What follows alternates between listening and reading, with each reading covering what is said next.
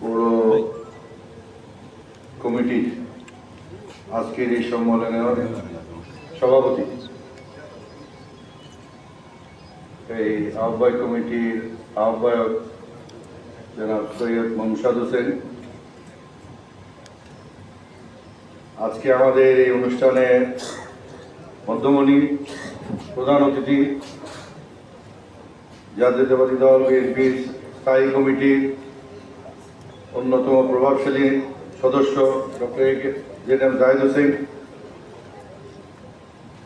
আমাদের সিলেট বিভাগের জন্য বিভাগীয় সাংগঠনিক সম্পাদক, নিরলসভাবে এই জেলার সাংগঠনিক কার্যক্রম অত্যন্ত বলিষ্ঠভাবে যিনি নেতৃত্ব দিয়ে যাচ্ছেন,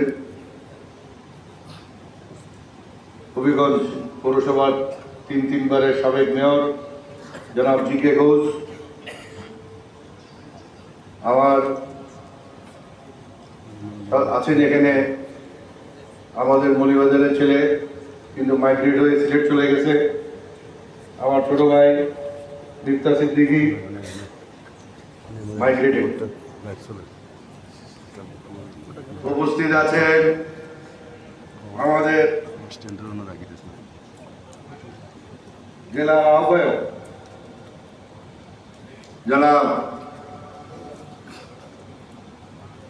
ফয়জুল করিম ময়ূন, যিনি নিরলসভাবে আমাদের জেলা সম্মেলন করি। আজকে 8টা সম্মেলন অলরেডি হয়ে গেছে।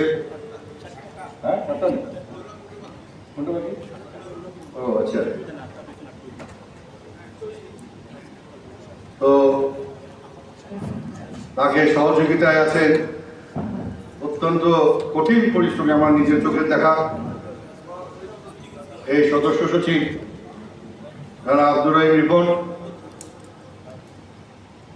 সঙ্গে এখানে উপস্থিত আছেন স্টেজে আমাদের সাবেক সাধারণ সম্পাদক মিজানুর রহমান সহ সাবেক অনেক সহসভাপতিবৃন্দ, সবাইকে নাম নিয়ে সময় নষ্ট করছি না, এবং উপস্থিত কাউন্সিলর, ডেলিগেট বৃন্দ, অতিথিবৃন্দ, আসসালামু আলাইকুম।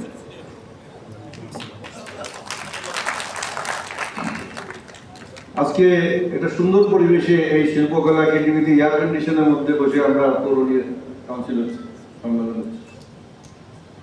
আমার মনে আছে 2006 সালে সেপ্টেম্বর মাসে এটা ভিত্তিপ্রস্তর করেছিলেন মরহুম সাইফুর রহমান সাহেব।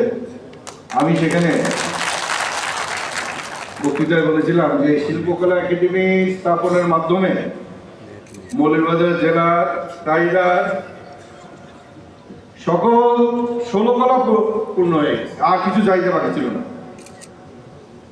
তবে একটু আক্ষেপ আমার যে এত বড় সুন্দর বিল্ডিংটা এই চিপার গলির মধ্যে না করে, ওই সময় আমি জানতাম না স্থানটা কোথায় ছিল। এটা যদি আজকে কোর্ট রোডের কোনো জায়গায় আমরা করতে পারতাম, এটা দেখতে কি খুব সুন্দর লাগতো। আজকে এটা একটু ভিতরে করে ফেলাতে এটার সৌন্দর্য মানুষ উপলব্ধি করতে পারে না। এইটা ডিজাইন সবকিছু আমরা 2006 সালে করে গেছিলাম, কাজও শুরু হওয়ার কথা, কিন্তু তারপরে তো সরকার শেষ হয়ে যাওয়ার পরে আর কাজও হইল না। 15 বছর পরে কি মনে করে আওয়ামী লীগ সরকার এটা কাজ শুরু করলো। যাক, দেরিতে হইলেও তারা করছে এটা। আমার মনে হয় মৌলভীবাজারের মধ্যে এইটাই একমাত্র এই তাদের 15 বছরে যা উল্লেখযোগ্য কিছু একটা করছে। আর তো আসেনি, আর কিছু নেই, আর কিছু নেই। এটা 2006 সালে এপ্রুভ করা, বাজেট দেওয়া, সবকিছু মিনিস্টার সাহেব করে দিয়ে গেছিল। সেই জিনিসটা কি মনে করে যাই হোক ওনারা করছেন 15 বছর পরে।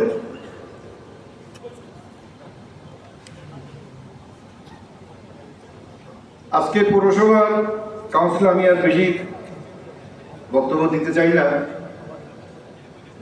এখানে প্রার্থী আছেন, কাউন্সিলরদের বলবো খালি আগামী জাতীয় নির্বাচনে, যেহেতু পৌরসভা এটা আমার নির্বাচনী এলাকার একটা গুরুত্বপূর্ণ ইউনিট,